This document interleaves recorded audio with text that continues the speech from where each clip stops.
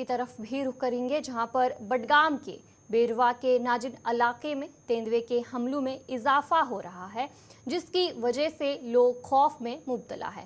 तेंदुए के हमले में एक बच्चा इसका शिकार बन गया और हाल ही में तेंदुए के हमले में एक बच्ची भी जख्मी हुई, जिसे श्रीनगर अस्पताल मुंतकिल कर लिया है और उसकी हालत खतरे से बाहर है। जिसके बाद महकमा जंगली हयात ने इस इलाके में अपनी टीमें भेजी हैं और वहां पर तेंदुए को ढूंढने की पूरी कोशिश कर रही है। और इसी पर खास है ये रिपोर्ट। वो लड़का लेपर्ड ने अपने साथ लिया। उस वक्त हमें 8 बजे वो इंसिडेंट हुआ, 8:30 बजे हमें पता मिला, तो 9 साढ़े 9 बजे हम यहाँ पहुंच गए। पूरी रात हम सर्च ऑपरेशन कर रहे थे, तो उसी वक्त हमने एक ट्रैप इंस्टॉल किया विद लाइव बैट, उसमें बकरी डाल के।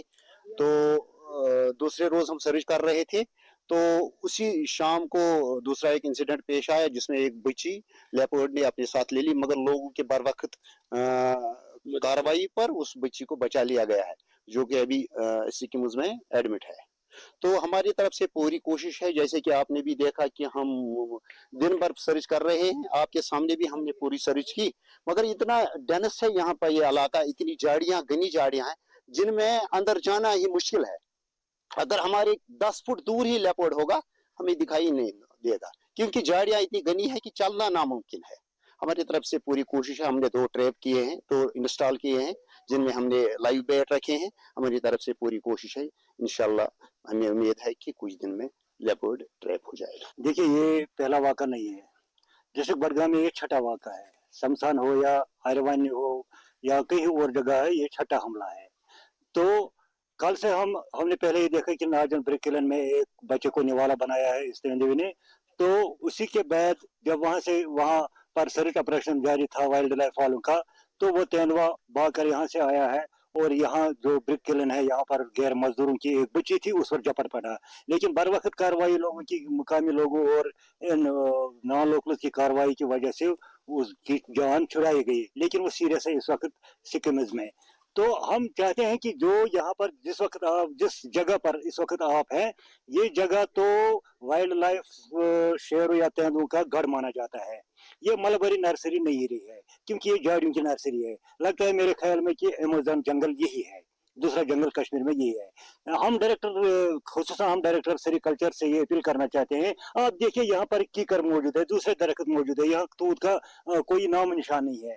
तो अगर वो पैसा खर्च करता है, साल भर यहाँ मजदूर रहते हैं, क्यों ना एक बार वो इनकी कटाई करे, यहाँ ये जगह साफ करे, ताकि हमारा जो ये इलाका है, हमारे गाँव है, आसपास के पड़ोसी है, वो इन आदमखोर तेंदुओं से महफूज रह सके। कितना खौफ है अभी आप लोगों को? हमें बहुत खौफ है। कल से जब हमने ये इंसिडेंट देखा, मैंने अपनी आंखों से देखा है, हमने अपनी आंखों, मेरे सामने ये बात हुई कि तेंदुआ आया है, उसने झपट दिया है इस छोटी सी बच्ची पर। तो हम सब खौफजदा रह गए हैं। जो लेबर थे वो बेचारे रात को इसी तरह आग जलाए बैठे रहे थे, हम मुकामी लोग भी उनके साथ ही रहे थे।